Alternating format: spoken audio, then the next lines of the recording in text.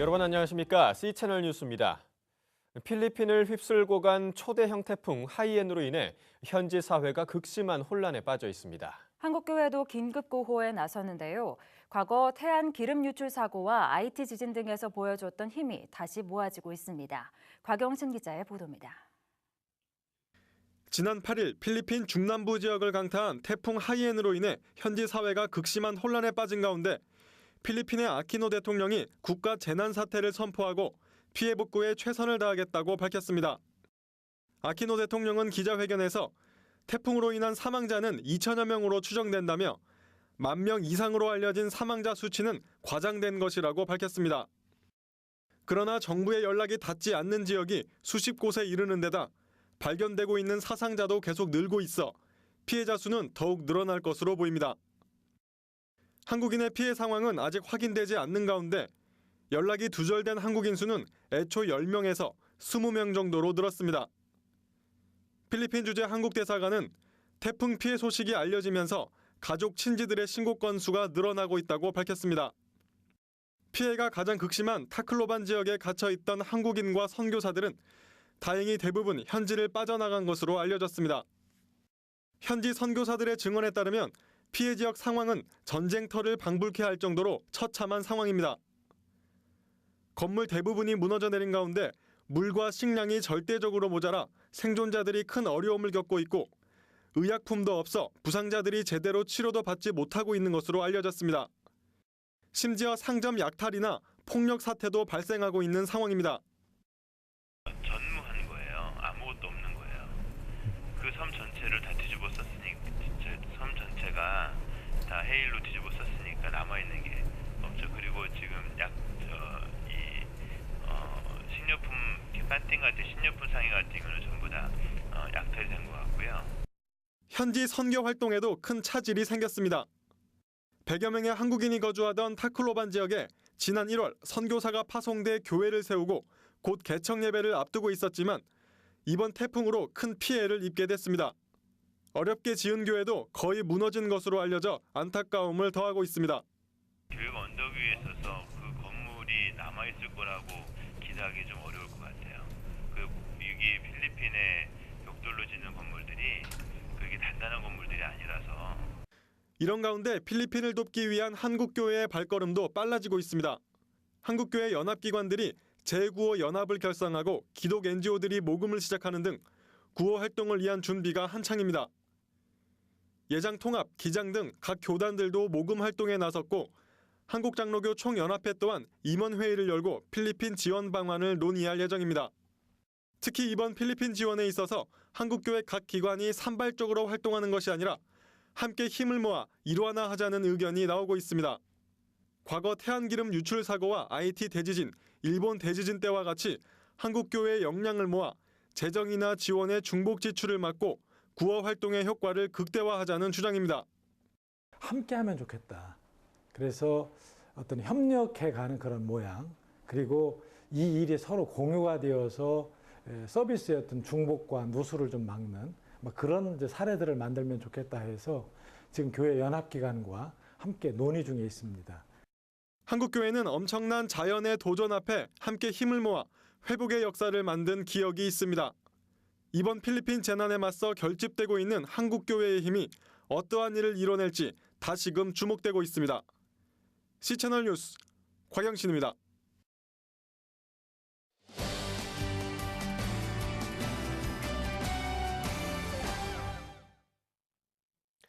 지난 2주 동안 진행됐던 WCC 세계교회협의회 제10차 부산총회는 세계교회 흐름이 아시아교회, 특히 한국교회로 흐르고 있음을 보여주는 계기였다는 평가를 받고 있습니다. 세계교회사의 중요한 전환점이라고 할 만하죠. 네, 그렇습니다. 이 총회를 마친 올라프 픽스 트베이트 총무는 역대 가장 잘 준비된 총회였다는 대의원들의 반응을 전하기도 했는데요. 이 WCC 총회를 성공적으로 치러낸 한국교회의 섬김 정말 대단했습니다. 네, C채널 방송은 특별 취재팀을 구성해 2주 동안 총회가 열린 부산 백스코에서 뉴스를 전해드린 바 있는데요. 취재팀의 일원으로 총회 전 일정을 취재한 이인찬 기자와 함께 더 자세한 이야기 나눠보겠습니다. 이인찬 기자 안녕하십니까? 네, 안녕하십니까?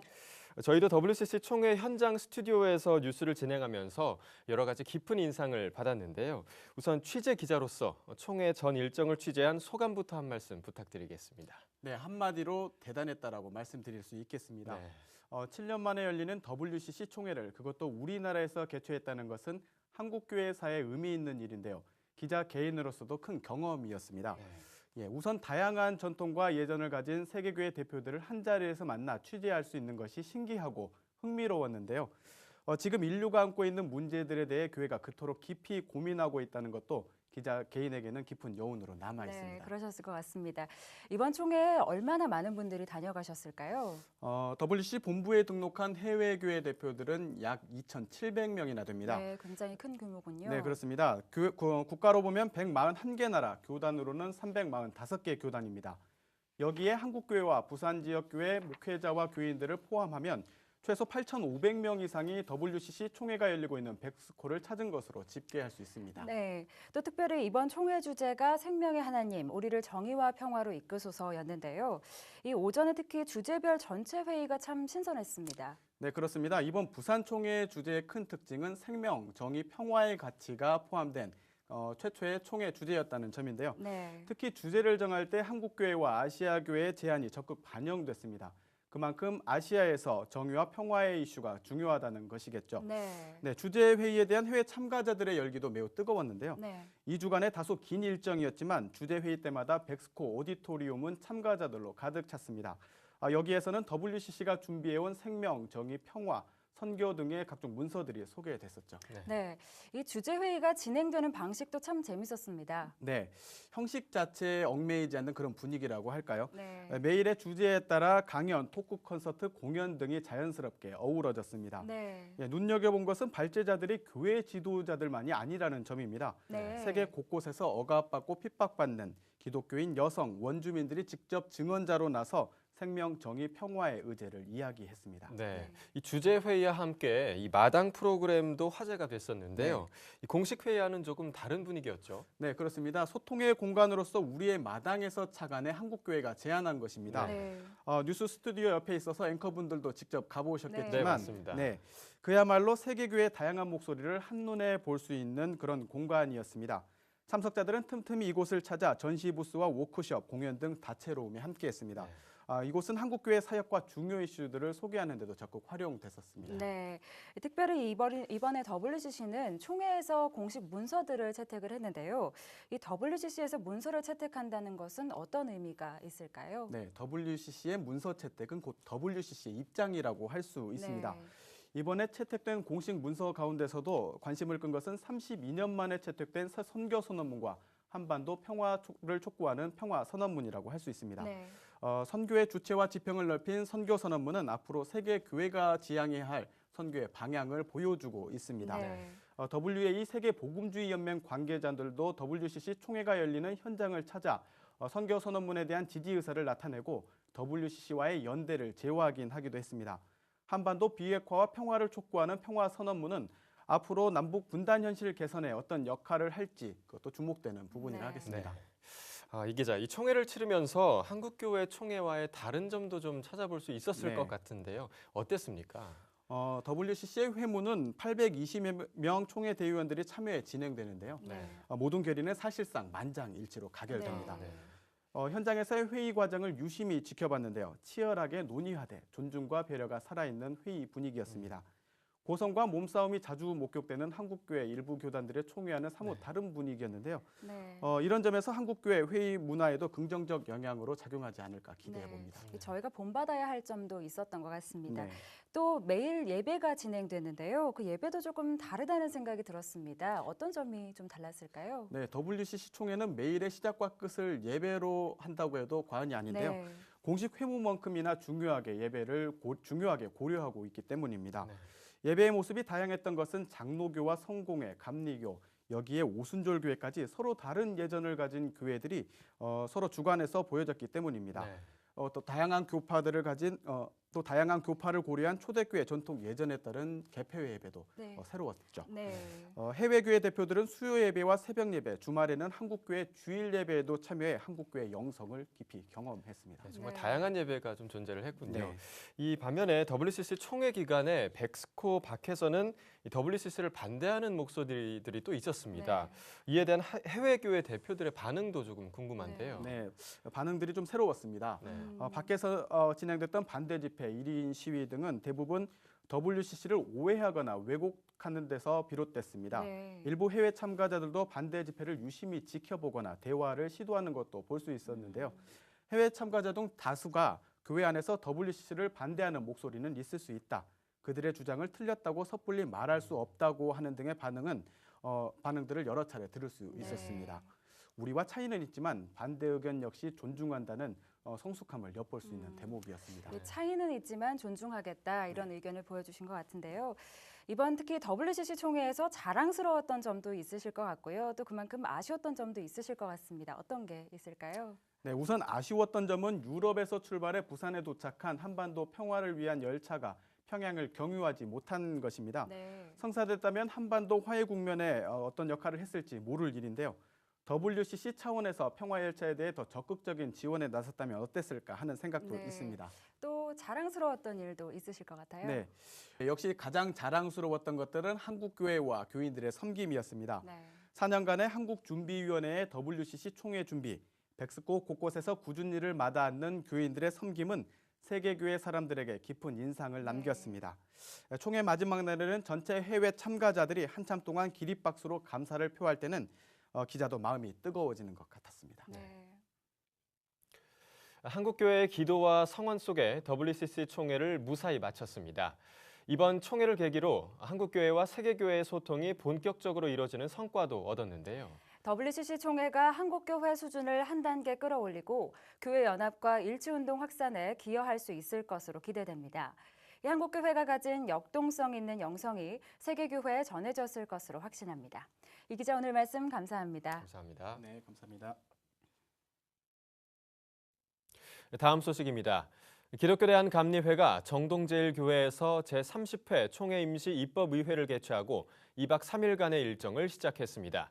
임준택 감독회장 직무대행은 감리교회가 인간의 생각을 앞세우지 말고 성령님의 뜻을 따를 수 있기를 바란다며 상대방의 다른 의견도 이해하고 존중하며 공통된 의견을 도출해내는 입법의회가 되기를 소망한다고 개회사를 전했습니다.